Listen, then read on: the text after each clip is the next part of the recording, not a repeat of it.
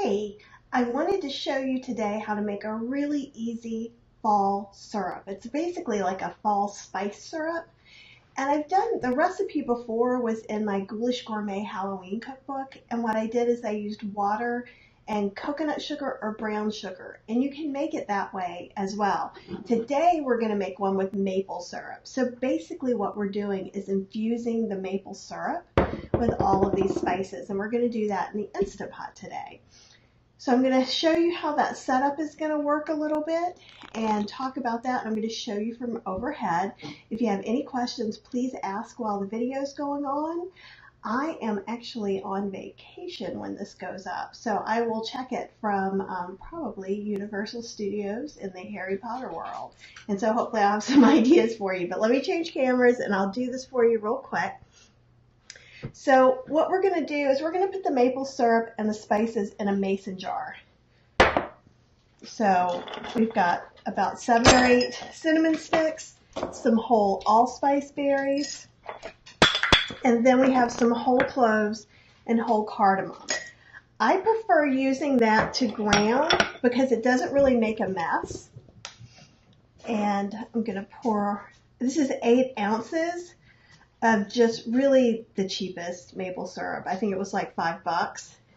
This one is Trader Joe's maple syrup. It's grade A, amber color and rich taste. And it's about a cup. So it's going to fill about halfway up this mason jar. And what we're going to do after we infuse it, I'm going to put it back into this jar. And I'm going to see if I can get a few more drips out. See if it'll hold there. Okay, so since we're cooking this inside of a mason jar, we're going to need to add some water to our Instant Pot, and that's what's going to allow it to come up to pressure. Then I'm going to go ahead and put in the wrap that came with my Instant Pot. Okay, I think that's all the drips that I can get out for now. Okay, so I want to try and make sure these are under the syrup. I want to make sure, I really want to get all these really yummy flavors out of there and into that delicious maple syrup. And one of the things if you use or buy flavored syrups at all, they're quite expensive, and they're more expensive sometimes than $5 it costs to get this maple syrup. So a lot of people don't like aluminum foil touching their food. So you can put a piece of parchment paper over this, then add aluminum foil to hold it down, okay? And you don't have to have this, but this is going to help me get this out a little more. This is one of those rubber bands, and I'll put a link to the ones that I can find on the blog post. And so I'm just going to put this under here.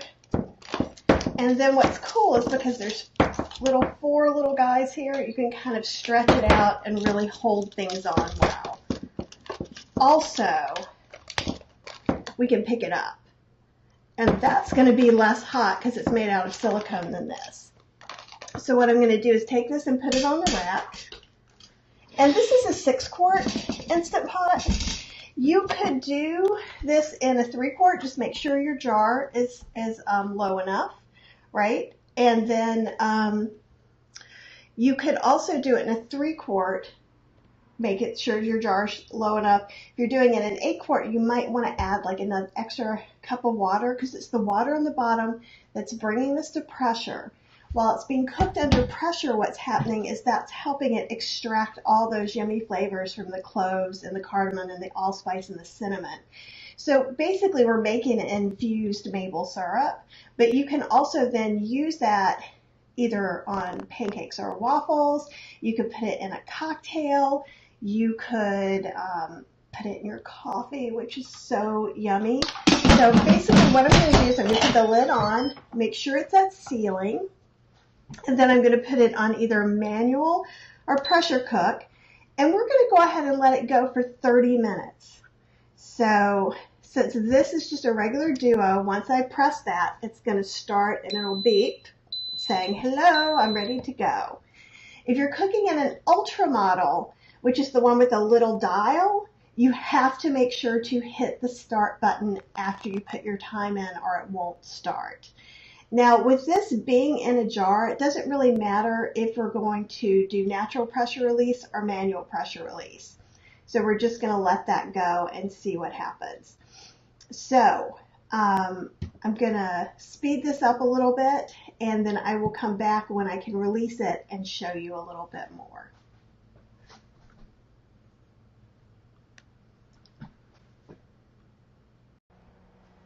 Okay, so the time has passed and it's cooked for 30 minutes. It's been on warm for 6 minutes. I'm going to go ahead and use my dragon, which is just something that fits on top of the steam release valve that you can use if you're nervous about touching the steam release valve. Or you can use a dish towel or anything that you want, and we're going to just lightly touch it. See? And there is some water coming out, and that's okay. If there's water coming out, I never turn it all the way. But we can do that with this guy. I don't know. Oh, he's so close to being gone. I don't know if you're seeing a little bit of steam right over here. And then the pen went down. The reason it went so quick is because it had already done cooking time and it had been on the keeping warm for about 6 minutes. I'm going to open this. In case you didn't already know, I'm kind of shaking the water in here just so it doesn't go everywhere. And that's kind of trying to lean over a little bit. But these guys here are lid holders on either side. I know most of you know that by now.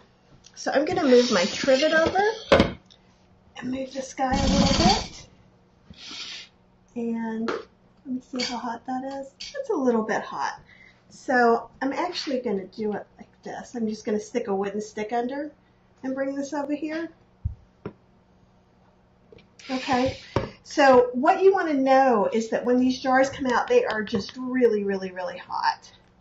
So you're going to want to use pot holders for sure. I'm just going to kind of get this guy off. And I only have that on just to kind of extra secure the aluminum foil and to help me get it out. You can always wait and let everything cool down before you bring this out. There's no reason to take it out earlier, other than I just don't want you having to sit and watch it cool. And if you see, that just kept all the water that was going around. You can see everything's melty. Oh, and good.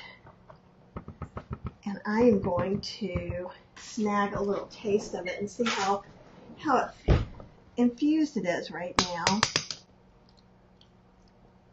Oh wow, that's good. It's really good. This around. So what I'm going to do is I'm just going to let this cool down all the way. And then I may show you this and put it together, but I really don't think you need to. I've got a fine mesh strainer and I've got a vessel to put it in. So I'm going to hold the strainer and pour this so that it basically takes out all of the pieces, the big pieces of cardamom and cinnamon sticks and things like that as well.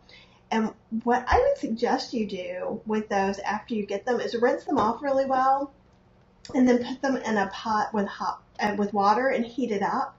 And it's going to make your house smell amazing. So that's a way that you can get a double use out of these kind of can be expensive whole spices. I get my whole spices usually at the Indian market, but you can also get them a lot of times inexpensively at the Hispanic market. If you don't have any of those options, you can get them on Amazon. But I would say do not buy them in a normal grocery store like Harris Teeter or Kroger's or something like that unless there's a big sale, because spices often have 1,000% markup. So if you can get them in bulk bins like at Whole Foods or your local co-op, that's another good way to go too. And so once you have these, I think I've gotten giant bags of cinnamon sticks for less than $10 and sometimes less than $5. It just depends. So definitely keep an eye open for things like that. So what I'm going to do, like I said, is I'm going to pour this in here, and I think I want to let it go ahead and cool all the way down for two reasons. One, it's going to be safer for me to pour it, right? Because it's not going to be so hot and it's glass, and if I drop it, it's going to break and make a sticky mess everywhere. So that's one reason to let it cool. Another reason to let it cool is those spices are still infusing into that syrup until it's all the way cool. So that adds a little bit extra infusion in there. So after it's cool, we're going to pour it into here, right? Strain the spices, rinse them under the water, put them in a pot with some more water. You don't really have to rinse them, but the maple syrup will leave a residue in your pot. That's the only reason I'm rinsing them. Then once it's in here, I'm going to take our maple syrup bottle again, because I'm going to store it in the fridge. And then I'm just going to use, oh my goodness, a funnel. I forgot the word funnel. That's crazy.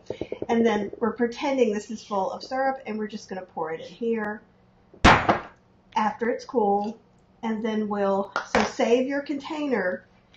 And I would do this with inexpensive maple syrup. So like I said, I'm using the amber, and this is the cheapest one at Trader Joe's. I think it was $4.99.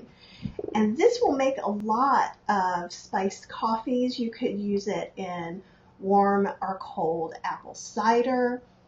You could put it in tea. You could put it over ice cream.